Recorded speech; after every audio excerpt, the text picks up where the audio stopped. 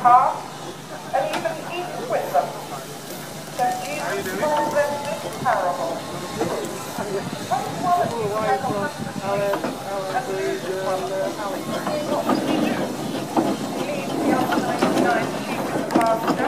Absolutely breathtaking.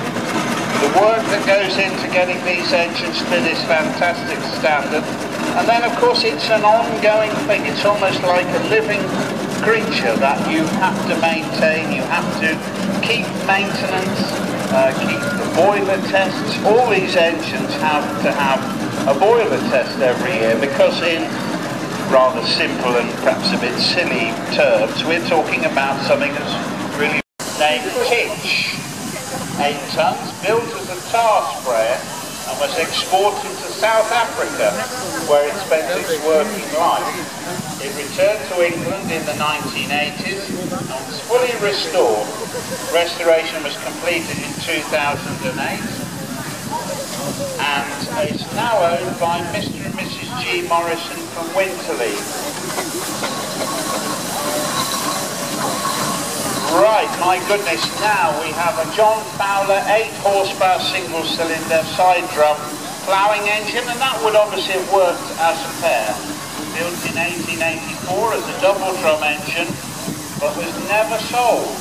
It was converted back to a single drum engine and sold to J.H. Toby from Cirencester, and being paired with a Fowler engine, they've not recorded Mr. Clark of Chelford, and then to R&W Bomford. Bomford and Evershed bought the engine in 1921, and they paid £125 for each engine. Sounds like good value to me, but anyway. With a new boiler from the Oxford Steam Ploughing Company, it was registered as AC 6061 around this time. The firebox of this engine is much what you did when it was no longer used as a steam roller. It was converted to diesel, and of course by doing that we are talking now about a very rare machine, because it's Lever Brothers estate at Burrell in Bedfordshire, and again part of the Alan Eaton collection of steam engines. To have one is wonderful, to have 3 I think is really making a statement. Lovely to see, and great that he supports the show. So much for that, along with all your associates there. Lovely to see, and again just look at the presentation on that engine, absolutely stunning. Number 33 next, which is 1924 Fowler Road Roller.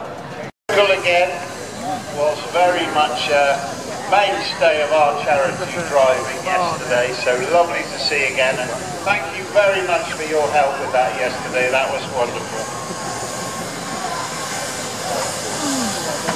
All the girls kept saying, can we have a ride on Dougal? And I thought, there's only so many times you can say that. But great. Purchased in 92, complete rebuild including the firebox, boiler barrel and new tender. Rallied extensively ever since, and this is its 2nd time at Hollowell, and it's owned by Mr. B. Allinson from Whitchurch. Number 4 now, of the engine. Some of the work that went into the preservation, because my goodness, ladies and gentlemen, just look at that for an absolutely fabulous lineup of engines. Truly, truly wonderful to see. And as I said earlier, we are so grateful to all these guys for their support at the show, because without them we just have a green field to talk about. And it's because of their enthusiasm, their commitment to the absolutely wonderful examples here. I do know of one particular, Mr. Vaughan. We'll go and talk to Mr. Vaughan.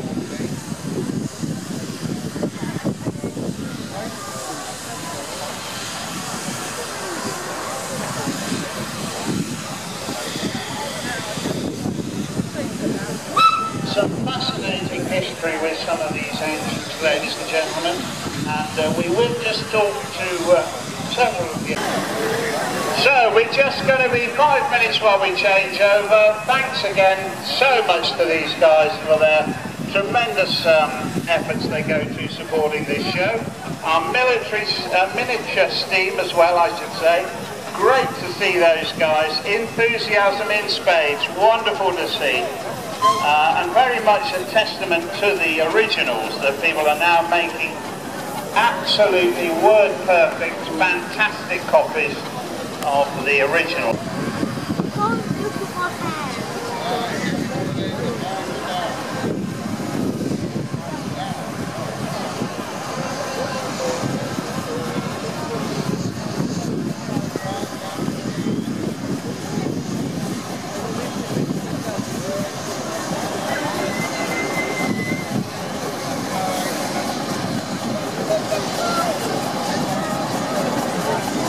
A lost mobile phone. We have one here, so do please come to the commentary box if you've lost your mobile phone.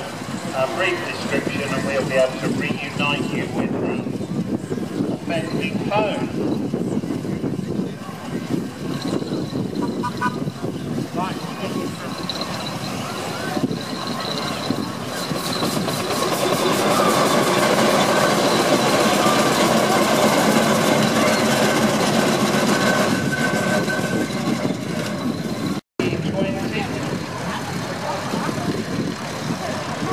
Well, everybody argues about the colour.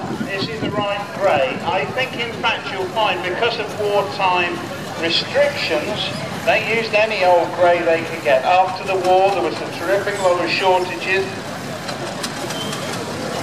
First and probably more or less unique here, I think, number 51, which is a 1960 Ford 814. This is very much an American tractor.